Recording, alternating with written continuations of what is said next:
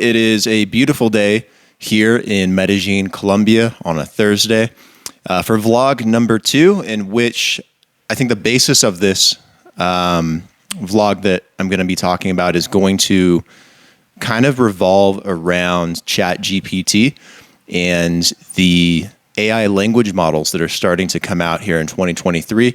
These overlap in a lot of ways and intersect with blockchain. And I want to chat about that as well in a different vlog in a bit more detail. But I want to kind of focus in on ChatGPT since it's kind of been like the highlight to start the year.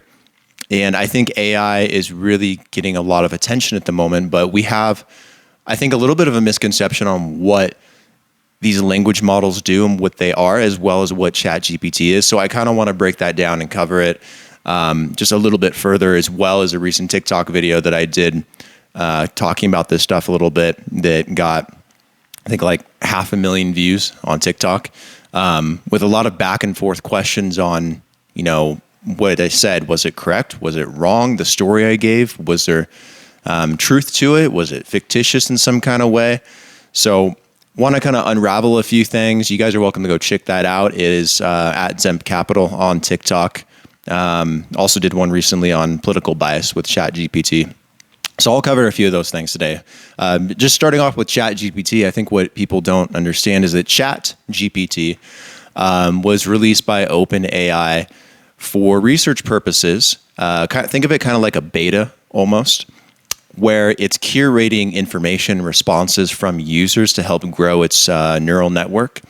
But you know, this isn't something that's designed just for the everyday person so they can have AI create their resumes and do copywriting for them, write a cover letter, do an email marketing campaign template. You know, these things are not the general use case for what, GPT, generative pre-trained transformers, are for with OpenAI or with any other AI technology is technically meant for. It's not meant to make it so that we can do less, but so that it can assist us so that we can do more. And I'll explain that as well. But ChatGPT is just a version of GPT-3 and GPT 3.5 recently that allows a normal everyday user like you to query the system and get a response from it. But what GPT does and what these language models do is essentially they have access or have had access to information in the past, and they are able to use this through deep learning techniques, which they've done for well over a decade now, to build a neural network in a database through deep learning that allows them to predict language ahead of information that it was given. So essentially what that means is it can read the information out there in plain English or any other language and then be able to respond accordingly to a request or to some type of input that it's given. That's basically what it is. It's not able to rationalize or think in any cognitive way. It's not able to determine if something is right or wrong. It's not able to make a conscious decision like a human being can. And it's also flawed in very many ways. And that's one of the things I'm going to talk about. And also what other NLPs are out there, natural language processors, like what OpenAI has created with ChatGPT. So first off, I'm going to talk about the TikTok video. I did this video talking about a story, and the story involves a doctor, an MD. His name is Dr. Faust. I believe he works up in Boston at the Women's Hospital, something like that. Correct me if I'm wrong in the comments, but that's just what I remember.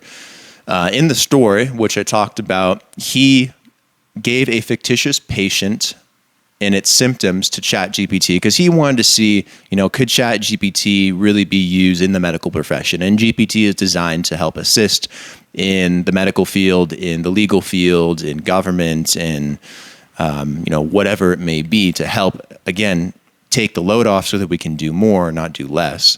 So he was testing it out, seeing, how far he could push it. So he gave a fictitious patient to ChatGPT with all the symptoms and said, okay, what's the diagnosis? And ChatGPT was able to make a diagnosis saying that the patient had costochondritis and it was caused by contraceptive pills and yada, yada, yada. And the doctor was fairly impressed, with the accuracy, and then asked ChatGPT provide sources. Where'd you get this information? Because he had never heard of costochondritis being correlated to contraceptive pills.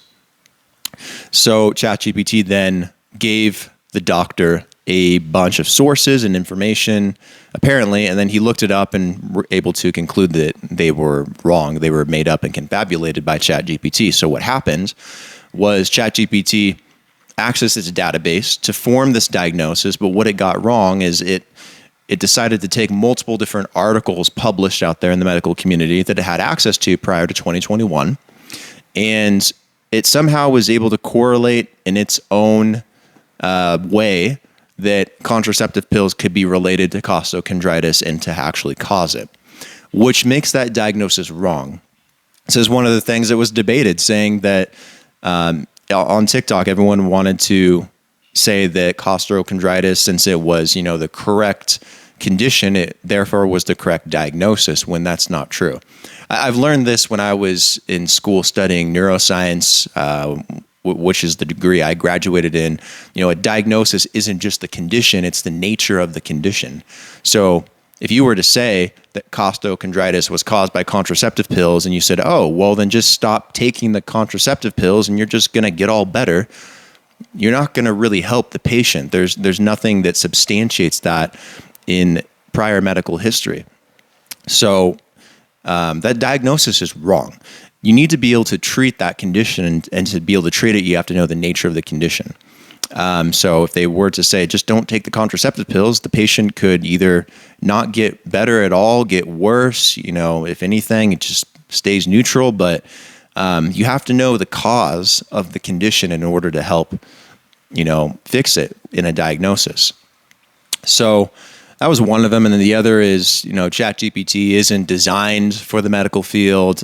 I don't concur with that. I think GPT is designed for the medical field. In fact, it's been noted multiple times by OpenAI that GPT is designed to assist in these very complex fields, especially the medical field. And there are very similar technologies like Google Palm that's coming out. They're going to have one called MedPalm, and it just focuses on the medical field. But they all these NLPs have the ability to read in these fields. I mean, again, they're natural language processors, so they can read language from any article. It doesn't matter if it's a well-researched medical article or a Wikipedia blog. It still can pull information and make a decision, or help make a decision. So that's my argument for that. Anyways, go check out that TikTok video. It's very interesting. I'll put the link in the description if you guys want to go take a look and watch it. I also want to talk about some of the political bias. It's very interesting with how left-leaning and liberal and progressive ChatGPT seems to be in a lot of its responses, whether it's how many genders are out there, and if this is substantiated and well known in the community, in society, in the medical community. Is this something that we all accept? Or if you ask it to write a positive poem about our last two presidents, one it's going to have a favorable response for, and the one it's probably not going to give any response for. And there seems to be some left-leaning bias to it, generally with its responses, but I've also found that it's done a lot of things radically that maybe could be too far to the right, or that could be very concerning, that could be considered transphobic, that could be considered homophobic or racist. And I've seen a number of those instances too. So, I'm not left, I'm not right, it doesn't matter to me in particular, but what matters is the net neutrality of AI going forward and what's being fed to it. And that's something I do worry about.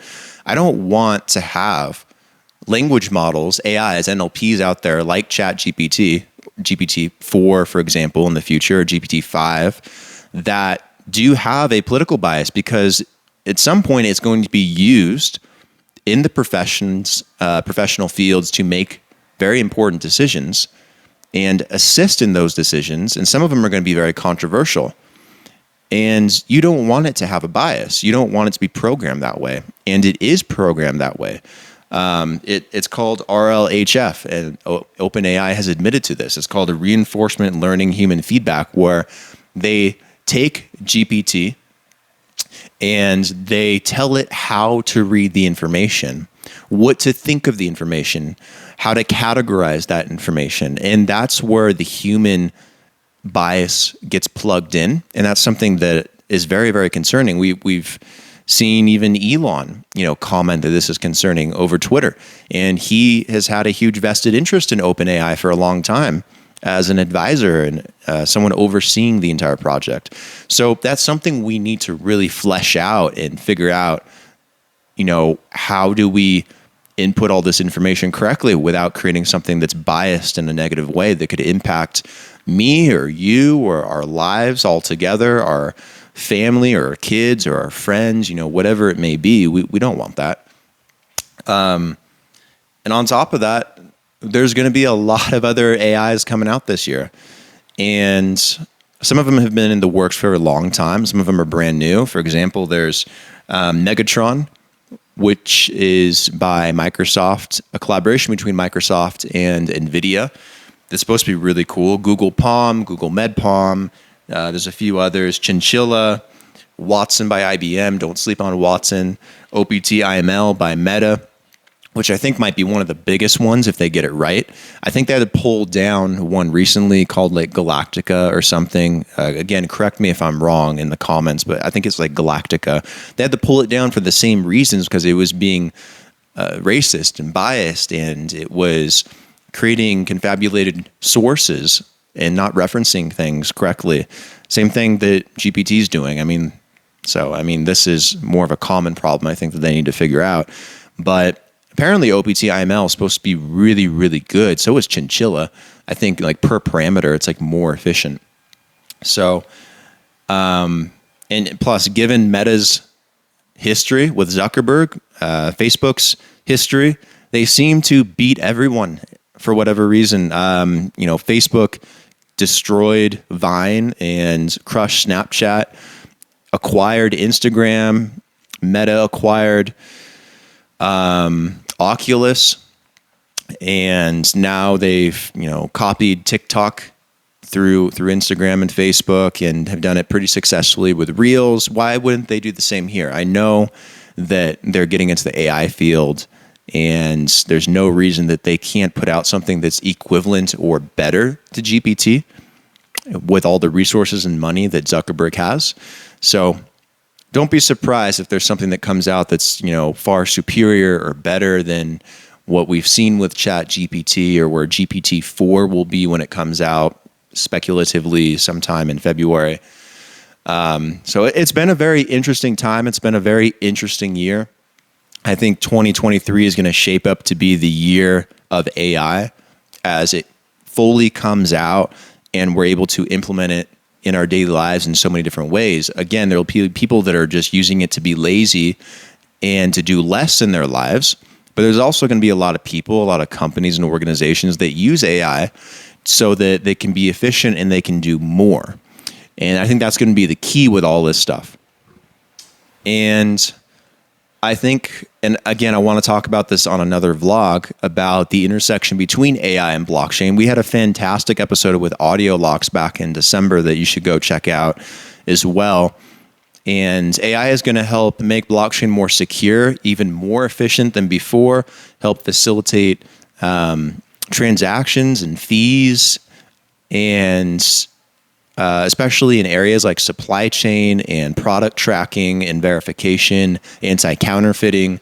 There'll be a lot of really cool use cases that come out. That might take a bit longer, but I do see that starting to crop up, maybe in the next couple years for the first time. So we'll talk about that on another episode. Anyways, if you liked the vlog, make sure to, like the video down below and subscribe if you haven't already. And again, we'll do this periodically, maybe once a month, maybe every couple of weeks. It will just come and go as we do it. Anyways, talk to you guys soon, and thanks for listening and thanks for watching.